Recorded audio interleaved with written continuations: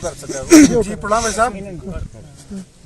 Sir मैं रजौरी में बडहाल गांव में यहाँ आई है बच्चों की वहाँ आया हूँ। गवर्नर साहब से बराह रास्त, governor lieutenant governor Jammu Kashmir सीधे फैमिली से बात कर रहे हैं। डेथ होगी बिल्कुल आपको बता दें बडहाल गांव से लाओ। सर स्पीकर ऑन करके दे दें तो।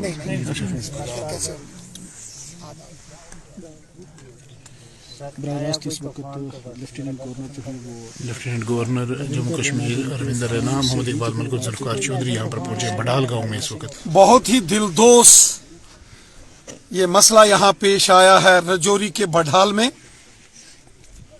एक ही खानदान के 15 लोगों की, जिसमें ज्यादातर बच्चे हैं, उनकी जान चली गई है। जिसने भी ये खबर सुनी उस हर एक शख्स को ये बहुत तकलीफ हुई है।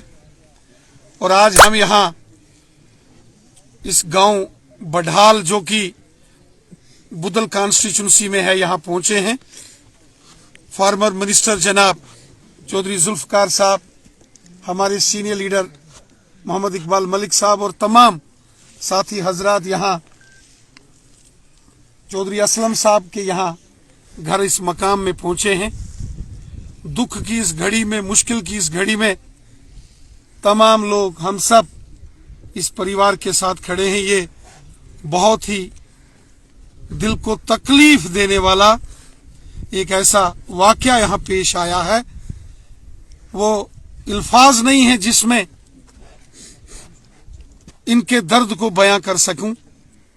आज पूरा रजौरी, पुंछ, पूरा जम्मू कश्मीर और पूरे मुल्क में भी इस बात की खबर सुनकर हर शख्स गमज़दा है और तशवीशनाक ये वाक़या हुआ है।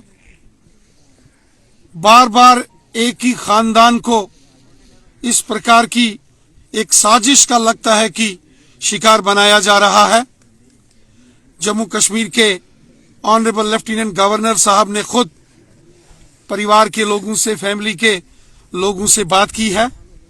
मुल्क के होम मिनिस्टर जनाब अमित शाह साहब से जुल्फकार चौधरी साहब ने खुद बात की है और यहाँ डीसी रजौरी, एसएसपी साहब, डीआईजी साहब सब यहाँ मौके पर पहुंचे हैं। इस सारे मामले की डिटेल, इसकी छानबीन होनी चाहिए कि आखिर ये मामला है क्या। अगर ये डायग्नोज नहीं हो रहा तो क्या इसके पीछे कोई बड़ी साजिश हो सकती है।